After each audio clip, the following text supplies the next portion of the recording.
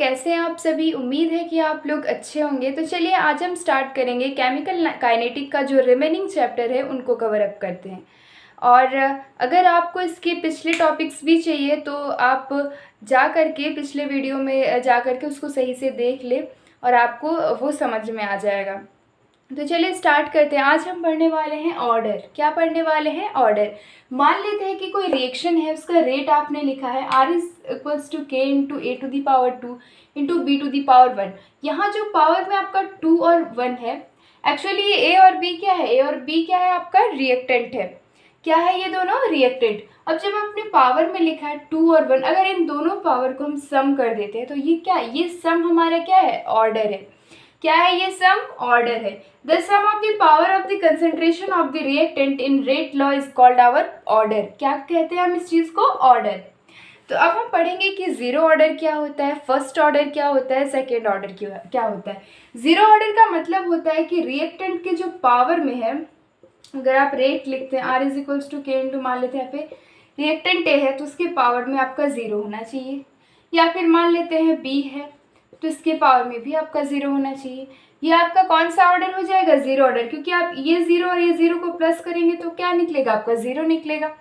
ठीक है। अब क्या हो जाएगा? मान लेते हैं कि आपके पास और एक आता है A⁴ और कुछ ऐसा आता है R=K into A⁴ and B⁴0।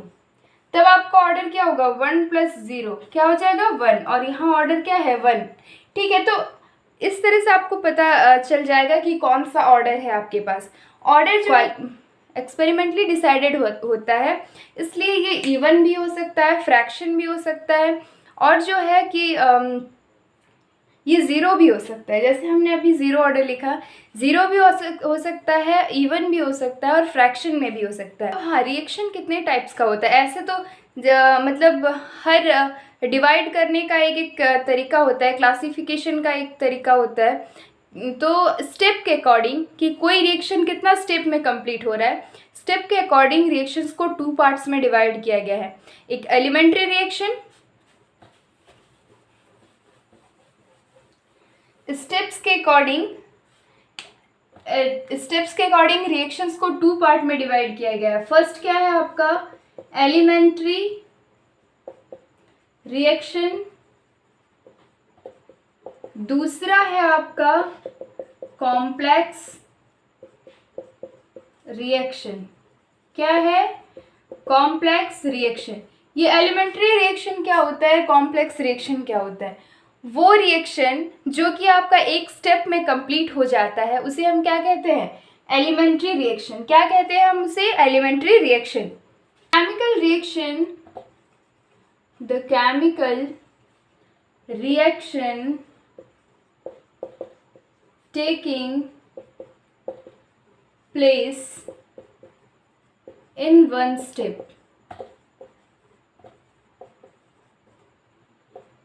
ठीक है।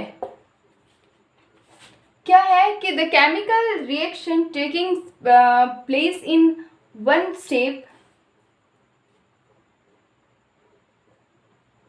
The chemical reaction taking place in one step is called our elementary reaction. वो रिएक्शन जो कि आपका एक ही मतलब एक स्टेप में कंप्लीट हो जाता है उसे हम क्या कहते हैं? Elementary reaction. अब आप हमारा आता है कॉम्प्लेक्स रिएक्शन। क्या होता है कॉम्प्लेक्स रिएक्शन? क्या होता है? A sequence of elementary sequence of elementary reaction is called our complex reaction. मतलब वो रिएक्शन जो एक से अधिक स्टेप में आपका कंप्लीट होता है उसे क्या कहते हैं हम? Complex reaction. ठीक है। तो चलिए देखते हैं कि पता चल गया। अब हम क्या देखेंगे कि जो हमने पिछले बार जब रेट लिखा था, रेट लॉ के थ्रू जब हमने रिएक्शन रेट लिखा था तो हमने रेट से कांस्टेंट यानी की जो मिला था हमें, जैसे हम लिखते हैं R=K इंटू समथिंग के पावर समथिंग, यहाँ A लिख दिया, यहाँ पे समथिंग m मान लेते हैं। तो ये जो हमने इस k को डिफाइन किया था, तो इस k का यूनिट भी तो होना चाहिए कुछ। ठीक है। जीरो ऑर्डर के लिए इसका यूनिट क्या होगा? फर्स्ट ऑर्डर के लिए इसका यूनिट क्या होगा, सेकंड ऑर्डर के लिए इसका यूनिट क्या होगा। तो चलिए निकालते हैं कि इसका यूनिट कैसे निकालेंगे। मान लेते हैं कि कोई रिएक्शन है A प्लस B, ये दोनों रिएक्टेंट है जो कि आपका प्रोडक्ट क्या दे रहा है C प्लस D, ठीक है, ये हमें प्रोडक्ट दे रहा है। अब मान लेते हैं यहाँ पे कोई कोफिशिएंट है A, यानी कि जब आपने रिएक्शन को बैलेंस किया तब आपने यहाँ पे मतलब आपका A बैलेंस नहीं हो रहा था तो आपने यहाँ पे A और एक कोफिशिएंट दिया जिससे कि आपका रिएक्शन बैलेंस हो गया। यहाँ मान लेते हैं B है, यहाँ मान लेते हैं C है और यहाँ मान लेते हैं D है। पहले तो इस रिएक्शन का रेट लिखना है हमें। इस रिएक्शन का रेट क्या लिख सकते हैं हम, K into A to the power something and B to the power something. इसको मान लेते हैं हम X एंड Y। अगर आप इसको MN मानेंगे फिर भी चलेगा, ठीक है। हमने क्या माना X एंड Y क्योंकि ये ऑर्डर है। ऑर्डर क्या होता है, एक्सपेरिमेंटली मिलता है, इसलिए हमें ये थ्योरेटिकली तो पता नहीं कि X और Y है कितना, तो हमने क्या लिख दिया X और Y। अब जो है ऑर्डर क्या होता है कि X प्लस Y, ये क्या होता है हमारा ऑर्डर होता है या नहीं। हमने मान लिया इसको N, ये दोनों का सम ही ना हमारा ऑर्डर होता है, और मान लिया कि X plus Y is equals to N, यानी हमारा ऑर्डर क्या मान लिया हमने N। अब हमने और एक चीज़ लेट किया, और एक चीज़ हमने क्या लेट किया कि concentration of A is equals to concentration of B, ठीक है।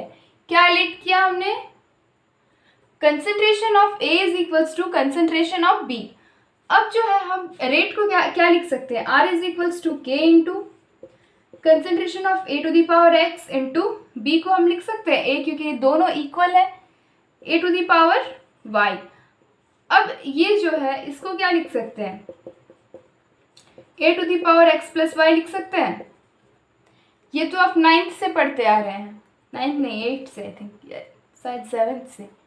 R इज इक्वल्स टू क्या हो जाएगा, K into A to the power X plus Y को हम क्या लेट किए हैं N, क्या लेट किया है इसको N। अब हम K इज इक्वल्स टू क्या लिख सकते हैं, R upon A to the power N लिख सकते हैं क्या, K इज इक्वल्स टू, क्या ये लिख सकते हैं, क्या ये लिख सकते हैं, ऑब्वियसली इस चीज को लिख सकते हैं। अब जो है हमारा ये R क्या था, ये R क्या था हमारा, ये K क्या था, ये A क्या था और ये N क्या था। हमें ये चारों चीज़ पता होना चाहिए। ये R क्या था, ये A क्या था, ये K क्या था। R क्या था हमारा, रेट ऑफ रिएक्शन, क्या था, रेट ऑफ रिएक्शन, क्या था ये R, रेट ऑफ रिएक्शन। ये A क्या था, concentration of reactant, concentration of reactant, और ये K क्या था, कांस्टेंट, क्या था ये K, कांस्टेंट। और ये N क्या है, N है हमारा ऑर्डर, क्या है N, ऑर्डर। इतना तो हमें पता चला। तो अब हम क्या कर सकते हैं इन चीजों से,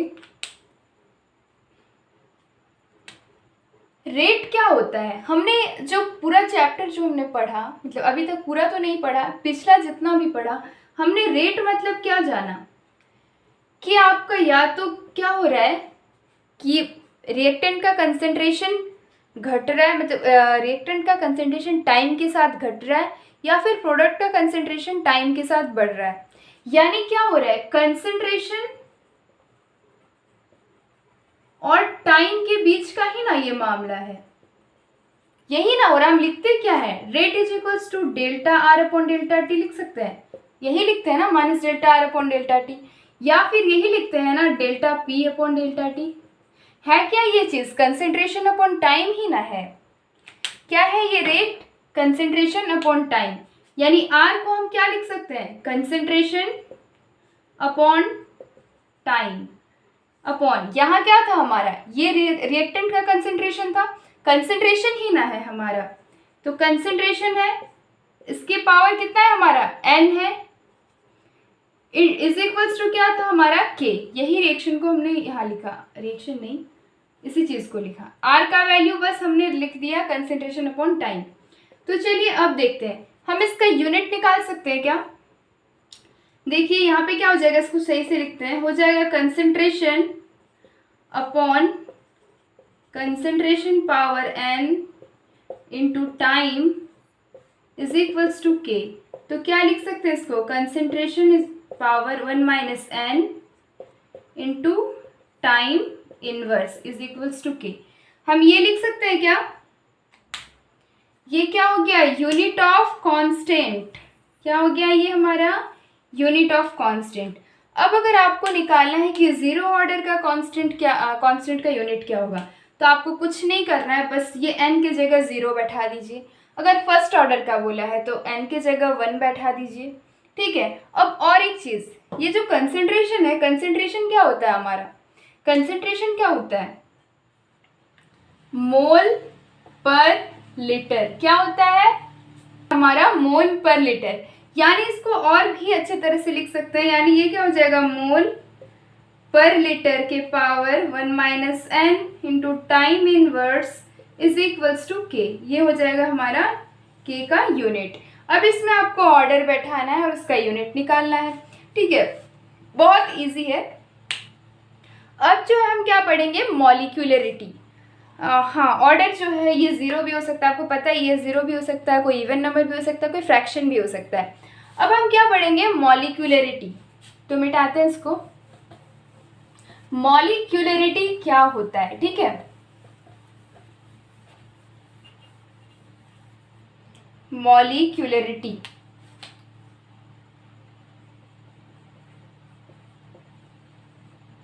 the number of reacting species taking part in an elementary reaction which must collide simultaneously in order to bring a chemical reaction। क्या होता है molecularity, the number of reacting spices, मतलब जितना हमारा रिएक्टेंट है जो कि हमारा एक रिएक्शन में पार्टिसिपेट कर रहा है, वो क्या होना है, part in an elementary reaction which must collide simultaneously in order to bring a chemical reaction. मतलब कि एक केमिकल रिएक्शन, यानी कि उसको एक प्रोडक्ट बनाने के लिए पूरा केमिकल रिएक्शन कब कंप्लीट होता है, जब एक रिएक्टेंट पूरा हमारा प्रोडक्ट में चेंज हो जाता है। यानी कि रिएक्टिंग स्पाइसेस जो कि हमारा क्या हो रहा है, एक एलिमेंट्री रिएक्शन में पार्टिसिपेट कर रहा है, वो साइमल्टेनियसली कोलाइड करे जिससे कि हमारा एक प्रोडक्ट फॉर्म हो पाए, यानी कि केमिकल रिएक्शन कंप्लीट हो पाए, ठीक है। तो जो है इसमें to bring a chemical reaction. अच्छा, इतना देर से जो हमने एक चीज़ पढ़ा यहाँ पे, जैसे पिछले वाले एग्जाम्पल में भी लिया था, AA प्लस BB प्रोडक्ट बना हमारा CC प्लस DD। ये जो हमने बैलेंस किया था, ये जो कॉफिशिएंट दिख रहा है आपको, small a small b small c small d, ये क्या है, यही चीज़ तो हमारा क्या है, मॉलिक्यूलरिटी। क्या है ये चीज़, मॉलिक्यूलरिटी, जो कि हमारा रिएक्शन में पार्टिसिपेट कर रहा है और क्या हो रहा है, साइमल्टेनियसली कोलाइड करके हमारा एक केमिकल रिएक्शन कंप्लीट कर रहा है, ठीक है। इसे हम क्या कहते हैं, मॉलिक्यूलरिटी। अब मॉलिक्यूलरिटी जो है ये फ्रैक्शन में नहीं हो सकता है, ये फ्रैक्शन में नहीं हो सकता। ऐसा तो नहीं है ना कि मान लेते हैं इसका एक मोल टकरा के हमारा प्रोडक्ट फॉर्म कर रहा है, ठीक है। अब ऐसा तो नहीं है ना कि इसका आधा मोल टकराएगा, एक को फिर आधा करते हैं, फिर आधा मोल टकराएगा, इसका 3/4 टकराएगा, ऐसा तो नहीं है ना।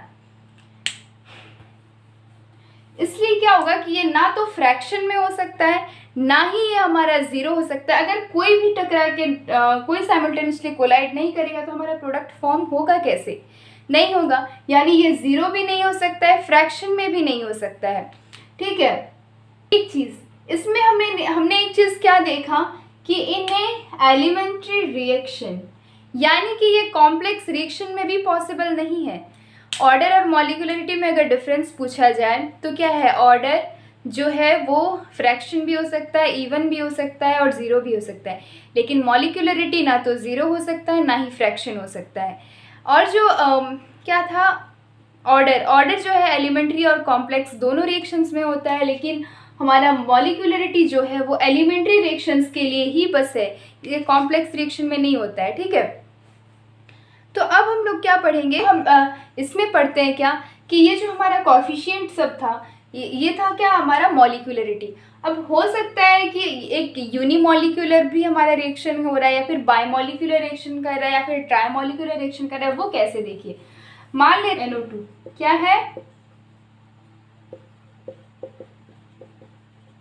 क्या है हमारे पास NH4NO2, जो कि टूट के हमें क्या दे रहा है, N2 + 2H2O। क्या दे रहा है हमें, N2 + 2H2O।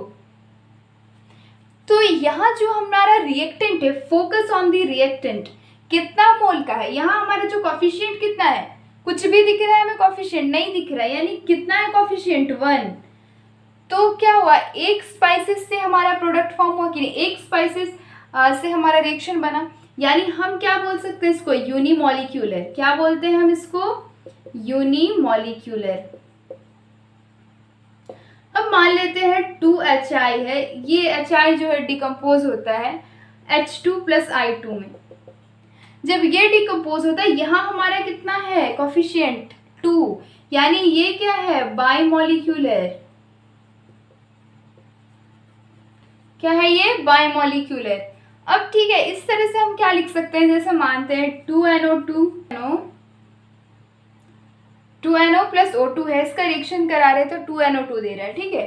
तो ये जो है ये कितना है, यहाँ हमारा कॉफिशिएंट कितना है, 2, और यहाँ कितना कॉफिशिएंट दिख रहा है, यहाँ कितना कॉफिशिएंट दिख रहा है, कुछ भी नहीं, इसका मतलब 1। तो 2 and 1 3, कितना है इसका मॉलिक्यूलरिटी, 3। लेकिन ये जो थर्ड वाला केस है, इसको क्या बोलते हैं हम, ट्राइमॉलिक्यूलर। क्या बोलते हैं इसको, ट्राइमॉलिक्यूलर। लेकिन ये जो थर्ड वाला केस है ट्राइमॉलिक्यूलर, ये बहुत रेयर केस होता है। मॉलिक्यूलरिटी जनरली 3 से ज़्यादा पॉसिबल नहीं है, और ये जो थर्ड वाला जो मिलता है हमें, 3 मॉलिक्यूलरिटी मिलता है, ये भी बहुत रेयर केस होता है। क्या है ये, रेट डिटरमाइनिंग स्टेप। अच्छा मान लेते हैं आपके स्कूल में रिले रेस हो रहा है। तो रिले रेस में क्या है कि अगर रिले रेस में आपको जीतना है तो मेन किस खिलाड़ी पे डिपेंड करेगा कि आपका रिले रेस जीता जाए। रिले रेस जीतने के लिए आपको क्या होगा, आपका जो स्लोवेस्ट पर्सन है, स्लोवेस्ट जो खिलाड़ी है आपकी टीम में, उस पर डिपेंड करता है कि वो कितना स्पीड दौड़ सकता है कि आप मतलब आप जो रेस को जीत सके। किस पे डिपेंड करता है, उस स्लोवेस्ट इंसान पे, वो कितना स्पीड दौड़ सके। अगर वो स्पीडली दौड़ सका तो क्या होगा कि आप रेस जीत सकें, क्योंकि आपके तो बाकी जितने सारे प्लेयर हैं सब तो स्मार्ट है, सब तो मतलब अच्छे से भागते हैं। बस एक स्लोवेस्ट पर्सन पे ना डिपेंड करता है कि आप जीतने वाले हैं या हारने वाले हैं। तो जस्ट इसी तरह हमारा रेट डिटरमाइनिंग स्टेप क्या है, ये भी वैसा ही है कि आपका जो रेट ऑफ रिएक्शन है वो डिपेंड किस पे करता है, स्लोवेस्ट स्टेप पे। क्योंकि बाकी सारा स्टेप क्या होता है, बहुत जल्दी हो जाता है, ठीक है ना।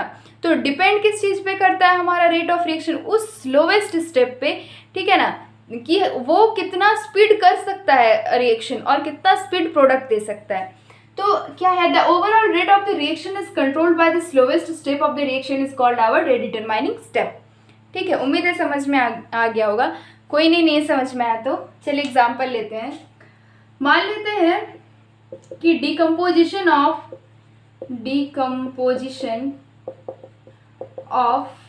H2O2, पेरोक्साइड को हम तोड़ते हैं, ठीक है।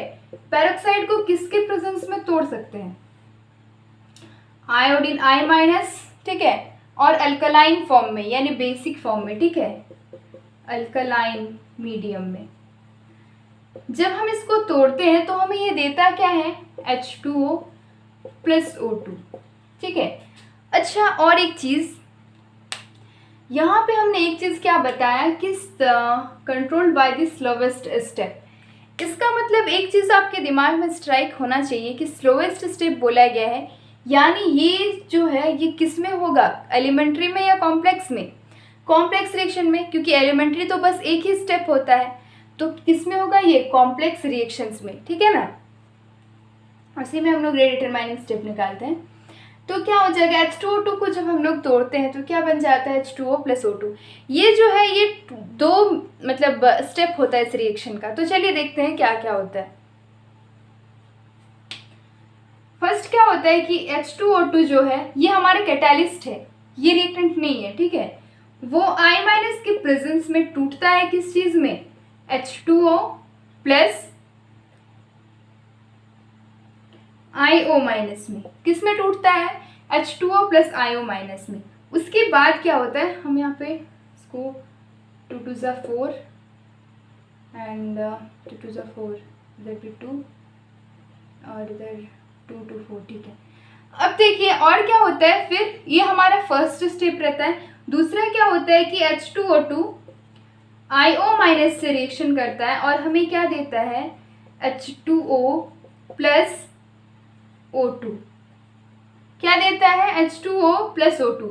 और हम जानते हैं कि ये I माइनस क्या था, हमारा कैटेलिस्ट था, तो कैटेलिस्ट जो है वो भी बाहर निकल जाएगा, तो हमें ये चीज़ मिलता है। अब जो है ये जो होता है ये बहुत स्लोवेस्ट स्टेप होता है, ये बहुत स्लो होता है, ठीक है। उसके बाद जो है ये बहुत फास्ट हो जाता है, यानी कि आपका जो रिएक्शन का रेट किस चीज़ पे डिपेंड करेगा, रिएक्शन का जो रेट है वो डिपेंड करेगा आपका इस स्लोवेस्ट स्टेप पे, ठीक है। अच्छा एक चीज़ यहाँ पे अगर आपको रिएक्शन पे कहीं कन्फ्यूज़न हो तो रिएक्शन पे चलते हैं। ये जनरली क्या बोले, ये मैकेनिज़्म तो नहीं है लेकिन बस अप्रोच करने का एक तरीका है। देखिए यहाँ पे हमारा क्या है, 2 मोल ऑफ H2O2 है, यानी मॉलिक्यूलरिटी 2 है। जब हमने I माइनस और अल्कलाइन मीडियम में रिएक्शन कराया तो हमें 2 H2O और 1 O2 मिला, ठीक है। तो जब हमने यहाँ पे क्या किया, H2O2 को, ये 2 स्टेप में रिएक्शन होता है, H2O2 को जब हमने I माइनस के साथ रिएक्शन कराया तो हमें क्या मिला, हमने यहाँ पे कितना लिया है, 1 मोल लिया है। अभी 1 मोल मेरे पास है, अभी 1 मोल का ही हमने रिएक्शन कराया है I माइनस के साथ, ठीक है। तो इसका जब रिएक्शन कराया तो हमें क्या मिला, H2O प्लस IO माइनस। अब हमारा 1 मोल जो बचा हुआ था वो H2O2 किसके साथ रिएक्शन किया, IO माइनस के साथ। जब ये रिएक्शन किया तो हमें क्या मिला, H2O plus O2 plus I minus, ठीक है। आपको इतना रिएक्शन वेक्शन में जाने की ज़रूरत नहीं है, ये इनऑर्गेनिक है।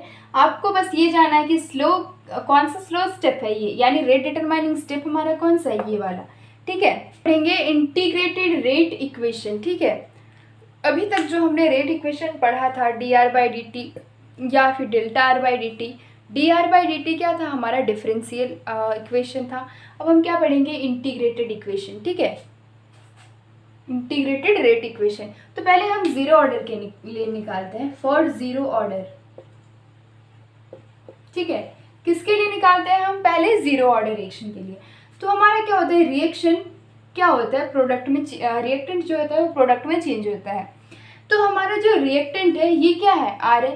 तो इसके लिए हम रेट क्या लिख सकते हैं, rate of reaction is equals to K into R. अच्छा ऑर्डर कितना है हमारे पास, 0, यानी r टू द पावर 0, ठीक है। और ये क्या है, ये चीज़ हमारा क्या है, रेट ऑफ द रिएक्शन, क्या है ये, रेट ऑफ रिएक्शन, क्योंकि हमने क्या लिखा है, रेट लॉ लिखा है, ठीक है। ये क्या है, रेट ऑफ रिएक्शन, तो हम इसको क्या लिख सकते हैं, माइनस dr/dt लिख सकते हैं क्या, ये तो आप पिछले वीडियो में देखा ही होगा आपने। अब is equals to K into R to the power 0 कितना हो जाएगा, 1, के को 1 से मल्टीप्लाई किए 1 ही के ही हो गया। अब देखिए इसमें क्या हो जाएगा, dr/dt हमने माइनस को उधर भेज दिया, माइनस के, ठीक है। अब क्या हो गया कि dr is equals to dt को हमने उधर भेज दिया, माइनस के इंटू dt। अब दोनों साइड हमने क्या किया, इंटीग्रेशन कर दिया। तो जब हमने इंटीग्रेशन किया तो dr का r हो जाएगा माइनस ऑफ के dt, ठीक है। और k जो कांस्टेंट है ये भी बाहर निकल जाएगा, dt का इंटीग्रेशन क्या हो जाएगा, t माइनस के टी। अच्छा जब भी हम इंटीग्रेशन निकालते हैं तो हमारा एक क्या निकलता है साथ में, कांस्टेंट प्लस सी। अच्छा हम कांस्टेंट को यहाँ पे सी मान लिए, ठीक है। ये जो कांस्टेंट है हम क्या लेट कर लिए, यहाँ पे मान लिए क्या, let this C is equals to R naught. R naught means क्या, हमने क्या मान लिया कि जो ये सी है ये क्या है, आर नॉट। और ये आर नॉट है क्या चीज़, ये आर नॉट हमने क्या माना, इनिशियल कंसंट्रेशन। क्या है ये, इनिशियल कंसंट्रेशन। मतलब जब हमारा रिएक्टेंट प्रोडक्ट में चेंज नहीं हो रहा था, स्टार्ट ही नहीं हुआ था, at t is equals to 0, जब आपका रिएक्टेंट ही था, वो इनिशियल कंसंट्रेशन है ये। तो क्या आप इस चीज़ से ग्राफ बना सकते हैं, देखते हैं इसका ग्राफ क्या बनेगा। टाइम और किसके पिच का, टाइम और कंसंट्रेशन ऑफ आर का।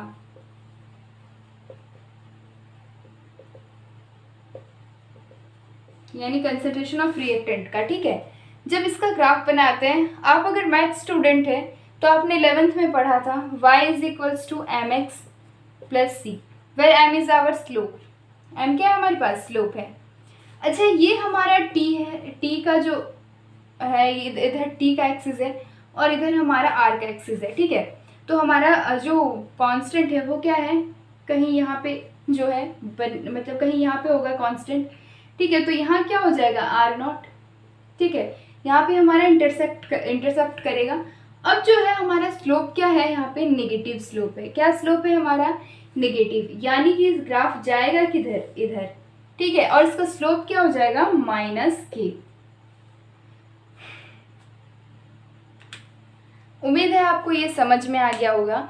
अब जो है चलिए फर्स्ट ऑर्डर का देखते हैं।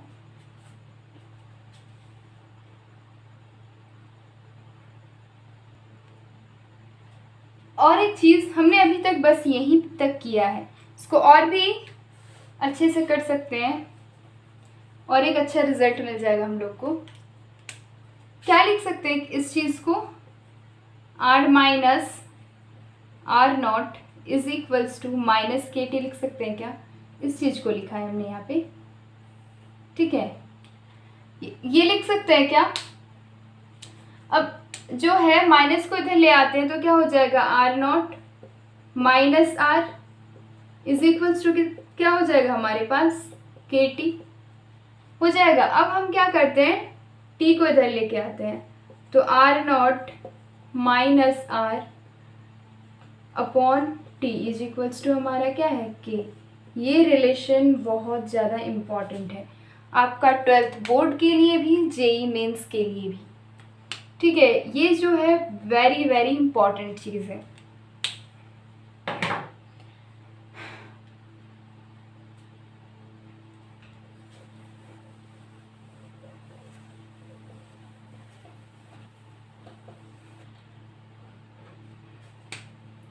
दूसरा है फॉर फर्स्ट ऑर्डर रिएक्शन।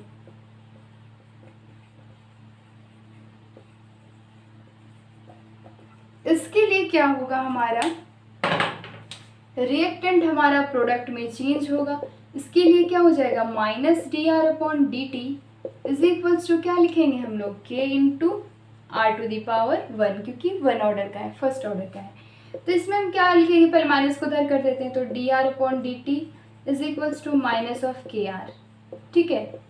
अब क्या करते हैं, आर को इधर लेके आते हैं, डी टी को उधर ले जाते हैं, D R upon R is equals to minus K into D T. अब बोथ साइड हम क्या कर देते हैं, इंटीग्रेट। अब इंटीग्रेट कर दिए तो क्या हो जाएगा, ये एल एन आर और ये हो जाएगा माइनस के टी प्लस सी। अब हम यहाँ पे सी को क्या कर लिए, let C is equals to L N R naught, यानी ये हमारा क्या है, इनिशियल कंसंट्रेशन है, यानी क्या हो जाएगा एल एन आर नॉट, ठीक है।